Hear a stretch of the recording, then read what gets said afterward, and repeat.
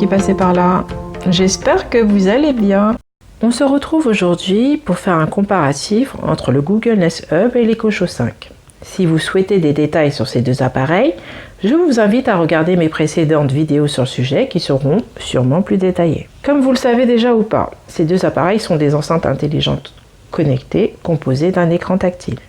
Le premier bénéficie de l'intelligence artificielle de Google, qui s'appelle l'assistant Google, et le deuxième bénéficie de l'intelligence artificielle d'Amazon, qui s'appelle Alexa. À première vue, on constate direct une différence de taille.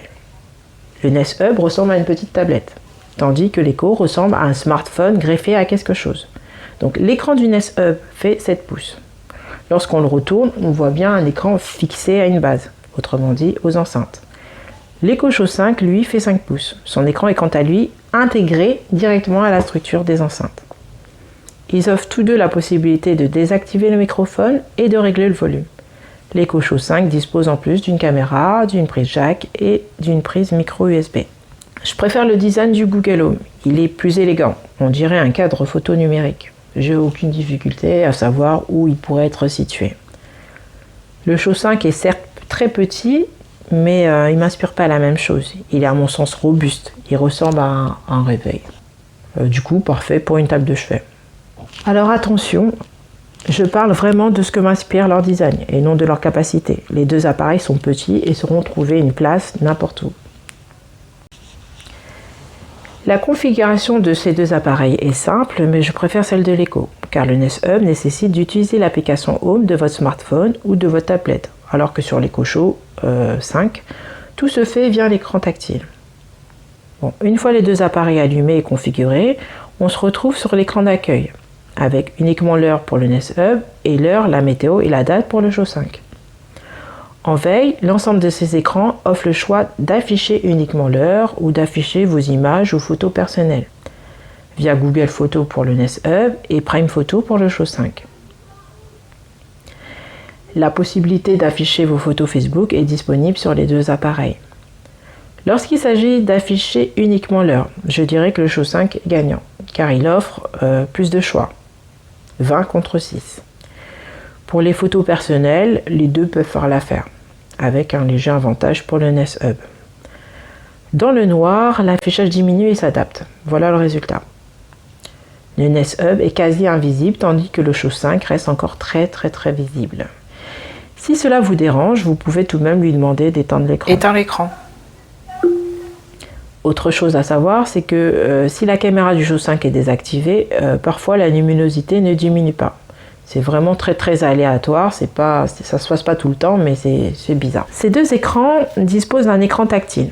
En balayant l'écran de part et d'autre, vous pourrez accéder à différentes informations ou réglages. Donc un balayement de l'écran depuis le haut sur le Nest Hub ou un glissement depuis la gauche sur l'Echo Show 5 affichera un tableau de bord assez bien organisé qui vous permettra de contrôler vos appareils connectés. Sur le Nest Hub, le tableau de bord est sobre, bien organisé et clair. Vous y trouverez des raccourcis pour les fonctions courantes et pour les différents appareils classés par pièce. Sur le Show 5, vous aurez la même chose mais en moins intuitif. Alors prenons un exemple concret. Je souhaite allumer mon radiateur. Donc je dois glisser mon doigt vers la gauche, sélectionner Smart Home. Si je l'ai utilisé récemment, j'ai de la chance, je le retrouverai directement ici. Si ce n'est pas le cas, j'ai deux options. Soit j'ai pensé à le mettre dans un groupe, chose que je n'ai pas faite, soit je dois faire défiler l'ensemble des appareils un à un pour pouvoir le trouver. Donc c'est complètement faisable, mais c'est chiant. Sur le Nest Hub, je dois glisser mon doigt vers le bas, sélectionner ma pièce et contrôler simplement mon appareil. Autre point important, il faut savoir que vous pouvez quasi tout régler à partir de l'Echo Show 5. Avec le Nest Hub, vous aurez souvent besoin de l'application Home. On va encore prendre un exemple. Je suis en congé et je ne souhaite pas que ma routine matinale s'enclenche. Donc en cliquant sur les routines de l'interface du panneau de contrôle de l'Echo Show 5, je pourrais la désactiver. Sur le Nest Hub, c'est impossible. Je dois prendre mon smartphone ou ma tablette pour le faire. Lorsque vous énoncerez une commande, le Nest Hub affichera la commande sous forme de test en temps réel. Sur le Show 5, vous n'aurez aucun retour visuel de ce que vous dites. Donc à présent, nous allons comparer l'intelligence des deux assistants en leur posant directement des questions. Qui est Griezmann? Selon Wikipédia, Antoine Griezmann, surnommé Grizzy, Grisou ou encore Petit Prince par ses fans et coéquipiers, né le 21 mars 1991 à Mâcon, est un footballeur international français. Quel âge a-t-il? Il a 28 ans. Dans quel club évolue-t-il? FC Barcelone. Quand aura lieu le prochain match du Barça? Le Barça jouera contre l'Athletic Bilbao aujourd'hui. Qui est Griezmann? Antoine Griezmann, surnommé Grizzy, Grisou ou encore Petit Prince par ses fans et coéquipiers, né le 21 mars 1991 à Mâcon, est un footballeur international français. Quel âge a-t-il? Antoine Griezmann a 28 ans. Il est né le 21 mars 1991. Dans quel club évolue-t-il? Je ne suis pas sûre. Donc là, il n'y a pas photo. Le NESHub a la faculté de Je vous en pouvoir prie. répondre aux questions sans qu'on lui rappelle le contexte. Chose que Alexa commence à faire tout doucement, mais en moins abouti. Allume l'ampoule Tekin et donne-moi les horaires d'ouverture d'Aqua Boulevard. Je n'ai pas trouvé cet établissement, mais je m'efforce d'ajouter plus d'établissements locaux. Allume l'ampoule Tekin et donne-moi les horaires d'ouverture d'Aqua Boulevard. Les horaires d'ouverture de l'établissement Aqua Boulevard situé 15e arrondissement à Paris ne sont pas disponibles. Allume l'ampoule Tekin. Ok Google. Je ne reconnais pas ce nom. Merci. Je ne sais pas comment vous aider, pour tout vous dire. Éteins la lumière et donne-moi les horaires d'ouverture d'Aqua Boulevard.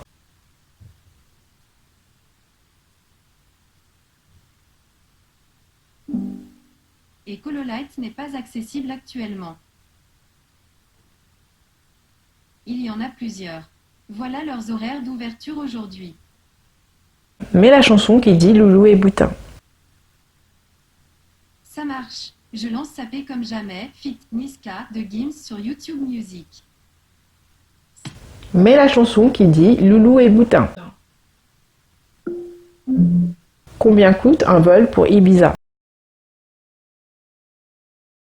Vol au départ de Paris et à destination de Ibiza, départ le 7 septembre et retour le 9 septembre à partir de 145 €.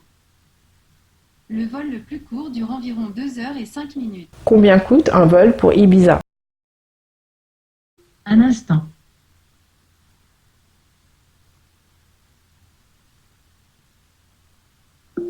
Je n'ai reçu aucune réponse d'Alexa.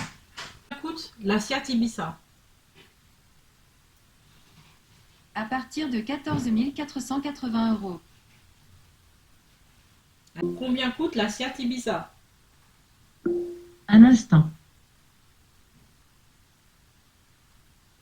Voici les meilleurs résultats pour City Ibiza. Amazon's Choice. Support téléphone aux voitures portables, autoréglable ventilateur d'air mobile universel ventouse d'air rotative de 360 degrés pour iPhone XS Max XR X8/7/6/6/6S, Samsung Galaxy jusqu'à 6 pouces smartphone. Vous payerez 9 €. Comme vous pouvez le voir, l'assistant Google m'a bien affiché le prix de la voiture, alors qu'Alexa m'a dirigé de suite sur sa plateforme Amazon pour acheter un accessoire pour cette voiture. Comment dit-on « Je t'aime mon cœur » en corse? Voici votre traduction. Comment dit-on « Je t'aime mon cœur » en corse? Le cœur fonctionne comme une pompe qui... Comment dit-on « Je t'aime mon cœur » en corse? Le cœur fonctionne comme une pompe qui, grâce à ses contractions régulières... Alexa, stop.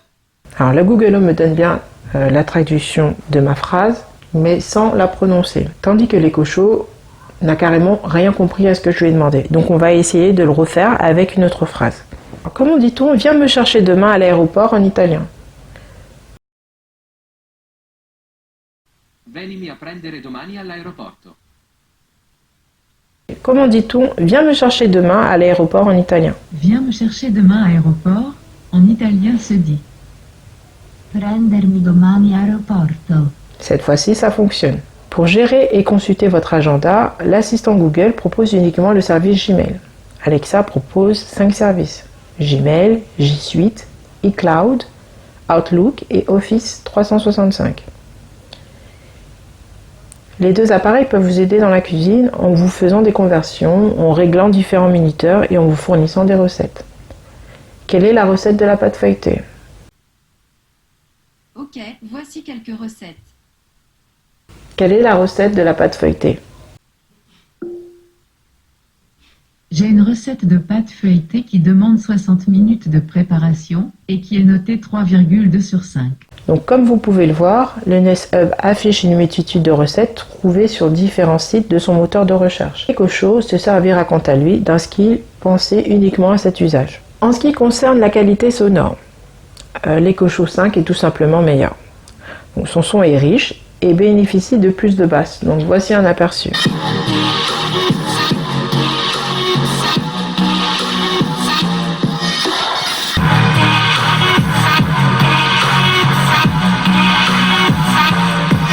Après, il faut savoir qu'il est certes meilleur, mais pas parfait. Le son semble parfois étouffé, et lorsque vous augmentez le son, c'est une catastrophe. Donc le Google Home et l'Echo peuvent tous deux se connecter à des services de musique en streaming. Sur l'Echo, vous aurez le choix entre Amazon Music, Spotify, TuneIn et Deezer. Sur le Google Home, Spotify, YouTube Music, Google Play Music et Deezer. Sans rentrer dans les détails, il s'agit en majeure partie de services payants. Donc il est tout à fait possible d'écouter de la musique gratuitement, mais cela reste quand même assez limité sur les deux solutions. Si vous demandez au Google Home de lire une chanson, il la lira, puis continuera à lire des chansons similaires. Les Amazon Echo joueront votre demande et s'arrêteront. Le Nest Hub ne dispose pas de caméra, mais permet néanmoins de passer des appels vidéo via Google Duo. Le problème est que la personne de l'autre côté ne pourra pas vous voir. L'Ecocho, quant à lui, possède une caméra qui peut être utilisée pour passer des appels vidéo à d'autres écrans de la gamme ou à vos contacts Skype ou Alexa. Et il permet également d'envoyer des messages, chose que ne fait pas encore son concurrent. Et en plus des appels, ces deux appareils disposent d'une fonction interphone. En ce qui concerne le multimédia, le Nest Hub intègre nativement YouTube. Donc vous aurez accès à pas mal de vidéos, tutoriels et clics gratuitement. Sur le Show 5, si vous souhaitez regarder des vidéos YouTube, vous devez passer par les navigateurs intégrés Firefox ou Amazon Silk. Dans les faits, cela fonctionne, mais à long terme et au quotidien, c'est pas l'idéal. Mets une vidéo sur YouTube. D'accord, c'est parti pour la lecture des vidéos YouTube recommandées pour vous. Mets une vidéo sur YouTube. Voici YouTube.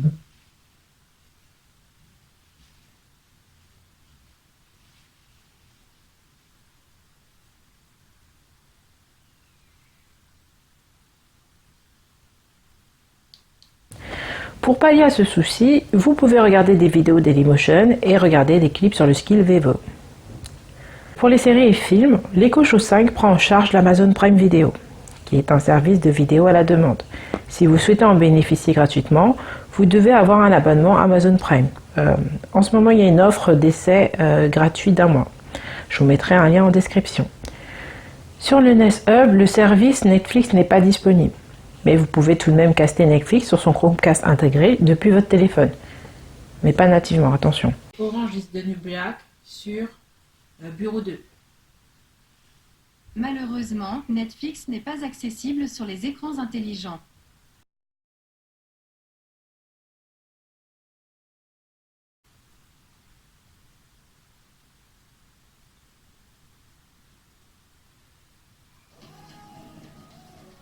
Ces deux appareils vous permettront de regarder les actualités en direct en activant des compétences, des skills, etc. De plus, sur le Nest Hub, si vous bénéficiez d'un abonnement, vous pourrez regarder toutes les chaînes de ma canal en direct. Ok, je mets Gulli.